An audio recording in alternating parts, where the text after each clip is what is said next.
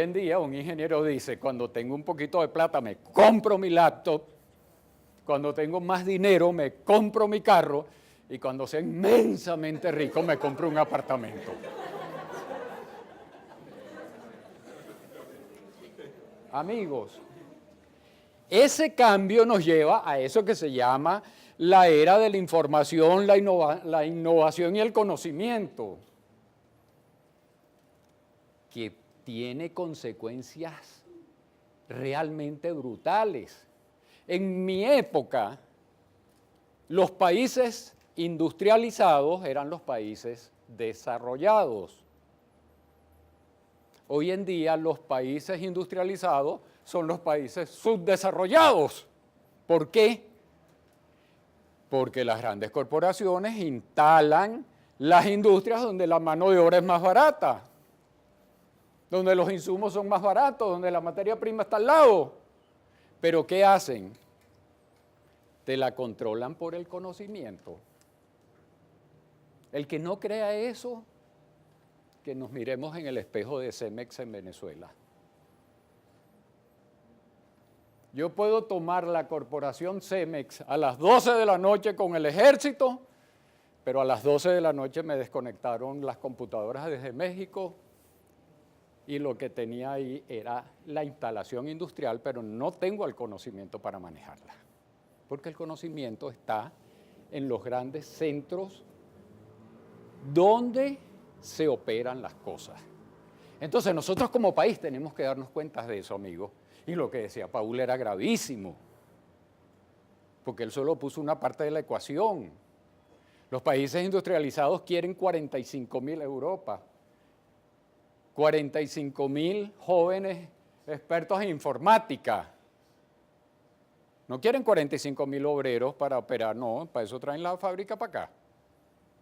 Y lo grave es de dónde vienen los 45.000 que ellos quieren.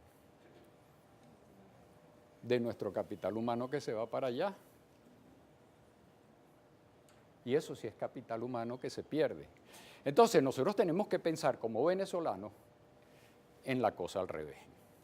¿Cómo podemos hacer para que la gente se quiera quedar aquí y quiera hacer las cosas? Entonces, eso nos lleva a la segunda parte. Si la tecnología cambió, la organización de las empresas también está cambiando y vamos a ver en qué consiste ese cambio. Y si la organización de las empresas está cambiando, la forma de gestionar el capital humano también tiene que cambiar. Y entonces nos agarra en ese desfase que decía Paul. Fíjense lo siguiente, si uno ve la historia de las empresas, en los 1900 se pone un gran título, la gerencia científica. La gerencia científica no era sino la manera como se justificaba, cómo se organizaban las empresas en esa época, donde de paso la repercusión en el capital humano era muy sencilla. Dale al trabajador especialización. Haz que se especialice y mientras más se especialice, mejor va a realizar su labor y mejor va a salir el producto. Lo demostró la Ford. No estábamos hablando tonterías. La Ford había demostrado eso. Dale buenas condiciones. Y mientras mejores condiciones le des al trabajador, más te va a rendir. Y tan convencidas estaban las empresas de eso, que para fines de los 20, comienzos de los 30, una empresa que es la AT&T, una empresa de teléfono que todavía existe, decide probar esa teoría. Y entonces dice, bueno, aquí lo único que hay es que mejorar las condiciones de trabajo y vamos a aumentar la productividad. Y entonces en un sitio llamado Houghton, en Chicago, agarran y toman ellos fabricaban relés, entonces toman una de las líneas de fabricación de relé y la aíslan y dejan el resto de las líneas trabajando. Y cuando dejan el resto de las líneas trabajando, empiezan a medir la productividad de ambas, de las líneas normales y de la línea especial. Al principio era la misma, pero ellos empiezan a mejorar las condiciones de trabajo de la línea especial. Mejor iluminación, mejor ventilación, bueno, de todo, descansos y no sé qué. ¿Y qué creen que pasó con la productividad medida en número de relés por hora producido? ¿Qué creen que pasó con la productividad de la línea especial? Aumentó. Por lo tanto, se había probado la teoría. Solo que para probar una teoría tú tienes que probar lo contrario también. Entonces, después que tenían la productividad bien alta, dijeron, bueno, ahora vamos a volverles a disminuir las condiciones de trabajo para ver qué pasa. Y empezaron a bajarle la luz y empezaron a bajarle la ventilación y no sé qué más. ¿Y qué pasó con la productividad? ¿Ah? Volvió a aumentar. Y se quedaron locos, y cuando tú te quedas loco, ¿qué haces? Bueno, llamas a un psiquiatra. Entonces llamaron a Mayo, y el grupo de Mayo vino a analizar qué diablos estaba pasando ahí.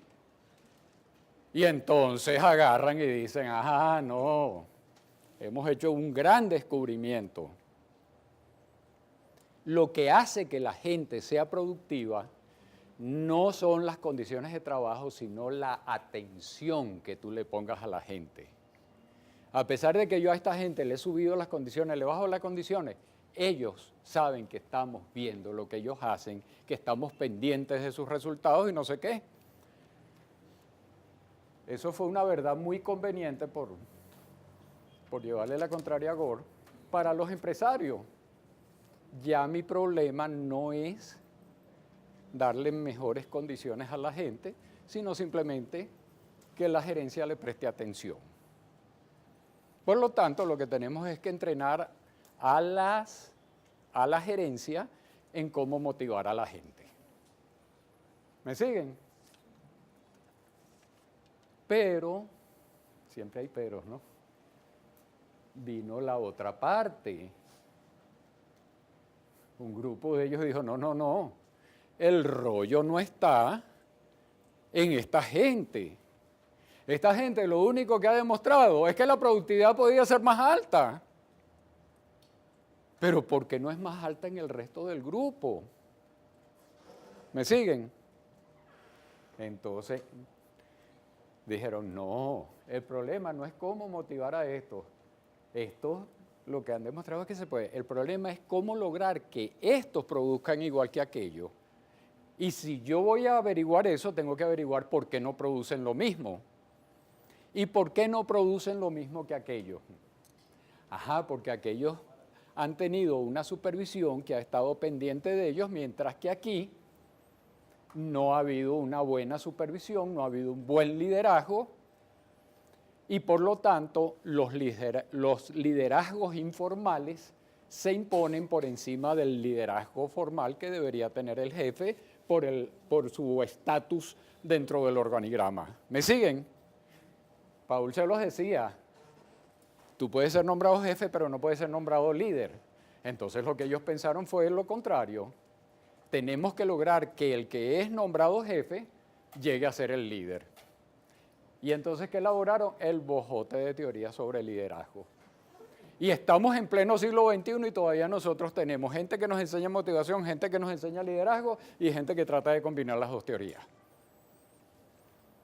Y todo eso transcurre así en esa cuestión. Y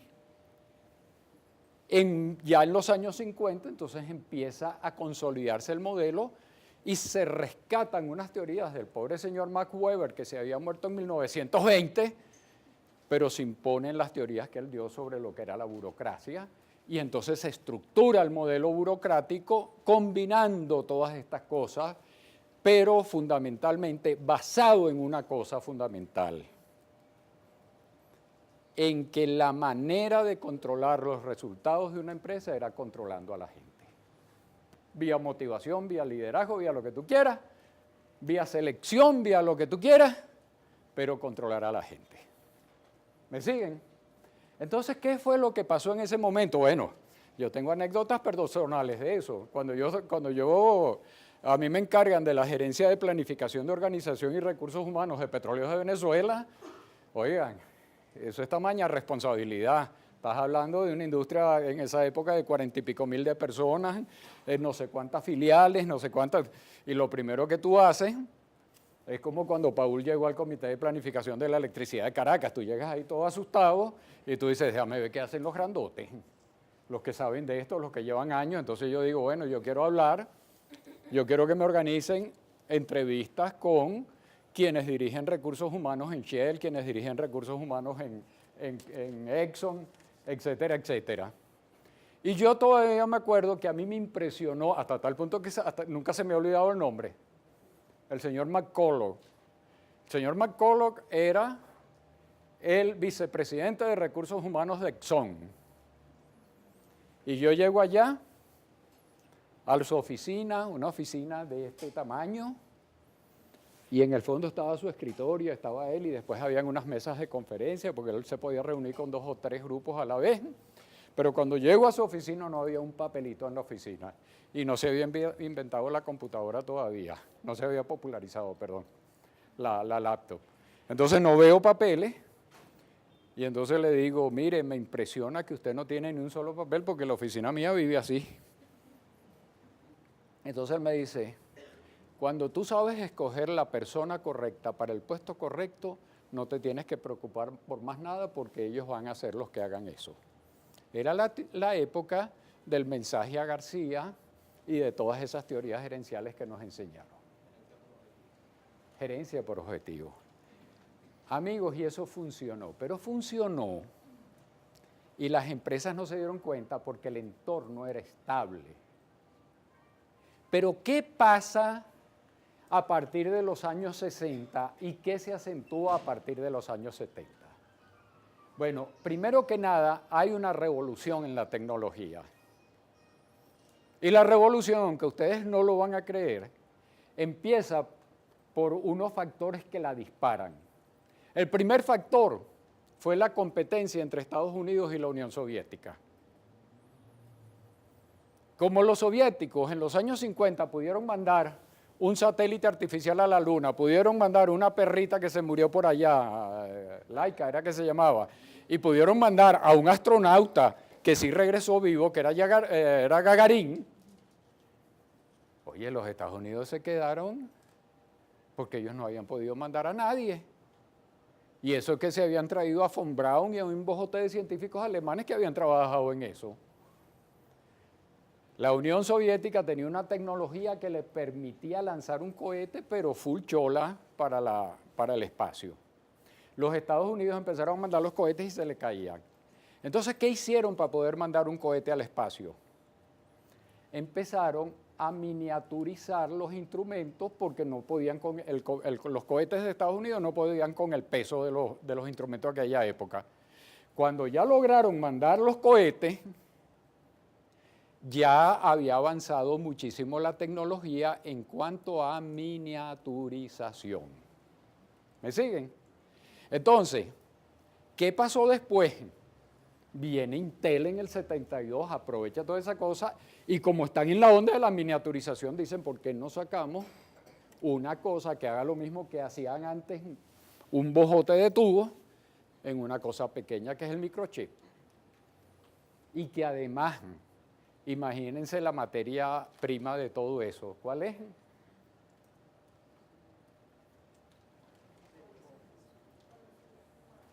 ¿Ah? No, la materia prima para hacer estas cositas.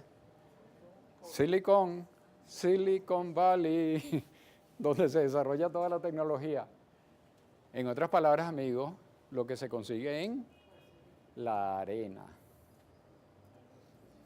O sea, que no es que había como arroz, había como arena, materia prima para hacer este tipo de cosas de una manera barata.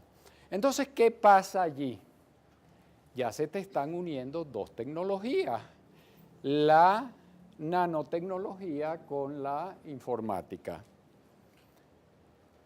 ¿Y qué te pasa cuando eso ocurre? Te dispara un fenómeno que se llama la globalización. ¿Y por qué ocurre la globalización? ¿Y por qué China es de los primeros que se mete en la Organización Mundial de Comercio junto con Estados Unidos? Porque hasta ese momento los modelos sociales lo que decían eran, vamos a cerrar las fronteras, consume lo que tu patria produce, como decía aquí Pro Venezuela en el año 58, compra venezolano, y tú podías hacerlo artificialmente porque tú podías cerrar las fronteras si la tecnología era estable, tú te comprabas, ponías una máquina y producías. Pero ¿qué pasa cuando la tecnología está cambiando tan aceleradamente?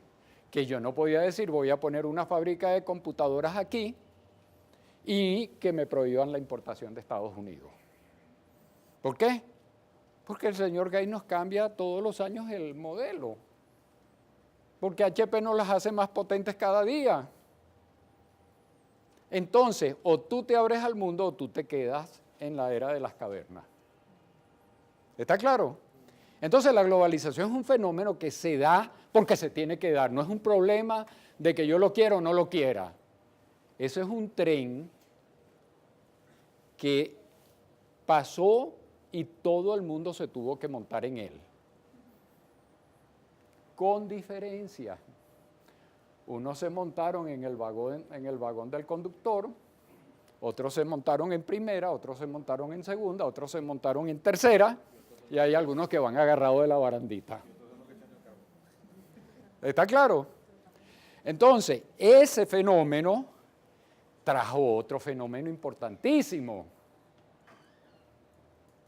Cuando yo veo las comunicaciones satelitales, gracias a todo ese desarrollo de cohetería que se hizo, porque no hubieran habido satélites si no hay cohetería y si no hay miniaturización. Cuando yo veo todo eso, cuando yo veo las cuestiones en tiempo real, cuando convergen las tecnologías, yo puedo ver televisión por internet. ¿Qué le pasa a la persona normal? Lo mismo que nos pasaba como cuando éramos muchachitos y veíamos un juguete del vecino. Yo quiero eso. Yo quiero ser como Ariel.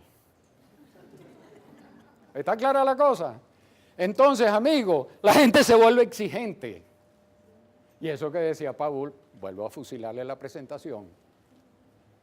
El empleado ya no empieza a conformarse con aquella cuestión de disciplina y no sé qué más. Porque yo quiero ser como Ariel. Bueno, amigos, cuando el consumidor se vuelve exigente, empieza a exigirle no solo a los empresarios, sino a los gobernantes. Y entonces, en los países industrializados, agarran y dicen, un momentico, ¿cómo es eso de que yo me tengo que someter a un monopolio porque él tiene la patente? ¿Cómo es eso que yo solo le puedo comprar fotocopiadoras a Xerox porque Xerox inventó la fotocopiadora? No, señor, me tienes que regular eso. Y entonces empiezan a meterse las regulaciones y obligan a las empresas a vender sus patentes, obligan a las empresas a cumplir una serie de requisitos y todavía estamos en ese rollo, porque cuando parece que la cosa está estable, entonces surgen los casos como los de ahorita de ¿cómo se llama? El tipo que estafó 50.000 millones de dólares, Madoff y ahorita Stanford. Pero cada vez entonces le meten regulaciones para que no se pueda hacer eso. Y entonces cuando eso no se puede hacer, lo que era impensable en los años 60 se vuelve pensable en los años 80. Y es que unos señores como Steve Jobs y el socio, en un garaje crean Apple y se vuelve Apple un monstruo en poco tiempo. Vale,